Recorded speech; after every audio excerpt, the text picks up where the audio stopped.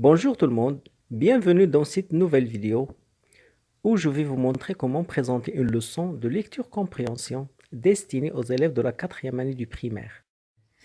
La leçon de l'épicier. Samir veut jouer avec son robot, mais les piles sont à plat.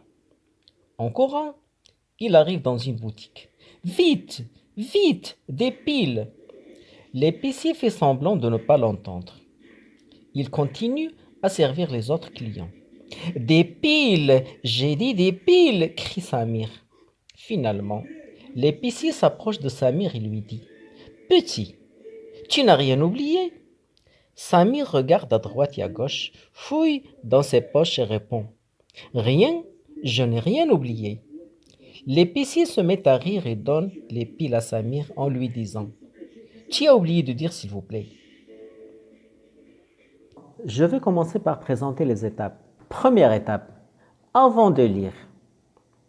Cette étape consiste à analyser les éléments du paratexte. En se référant à ses connaissances antérieures sur le sujet du texte, l'apprenant peut émettre des hypothèses.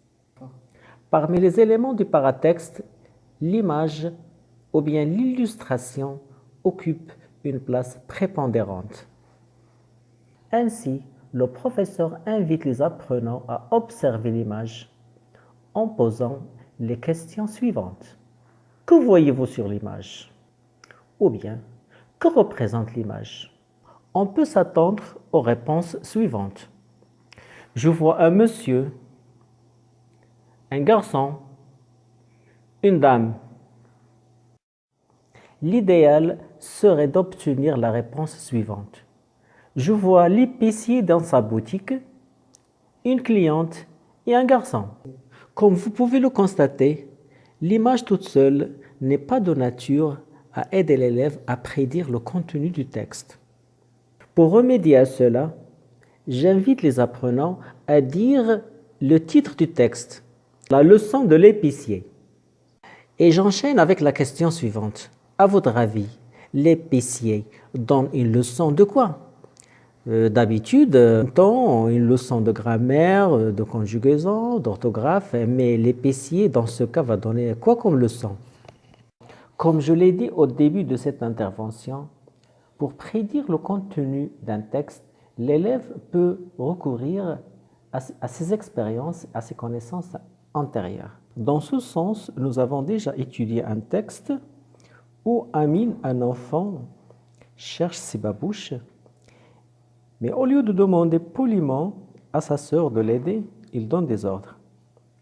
Maman intervient pour lui donner une leçon de politesse. Alors on voit très bien qu'il y a une grande similitude entre les deux textes.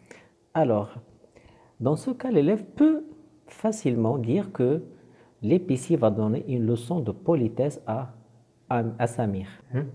Puisque nous sommes toujours sur les éléments du paratexte, je peux demander aux élèves de dire qui est l'auteur du texte. Je peux également leur demander il y a combien de paragraphes dans le même texte.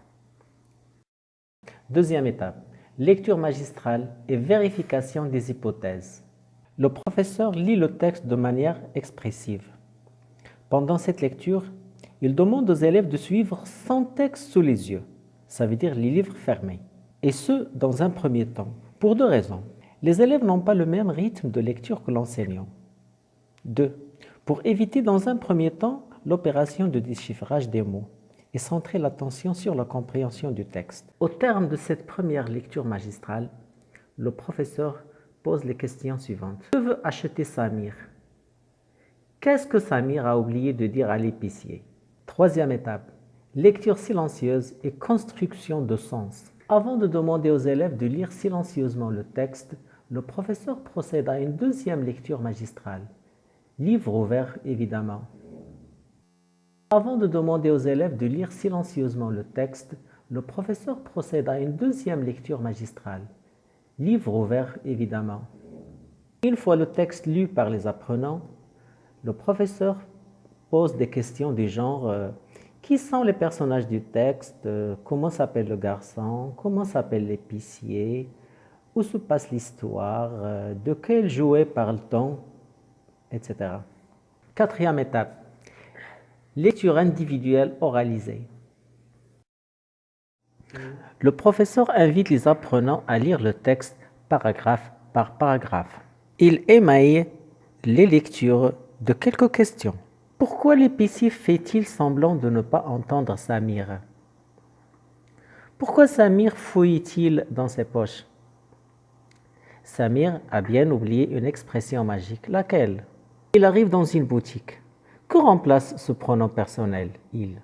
Une autre phrase. Il continue à servir les autres clients. La même question. Que remplace le pronom personnel, il?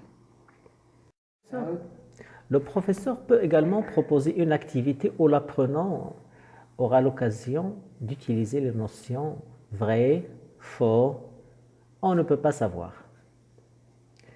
Il est vrai que la dernière notion, on ne peut pas savoir, est très peu utilisée.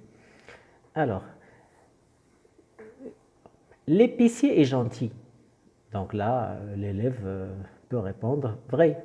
Le robot de Samir fonctionne à l'électricité. Évidemment, c'est faux. Il fonctionne avec des piles. L'histoire se passe le matin. Là, on ne peut pas savoir parce que ce n'est pas écrit dans le texte.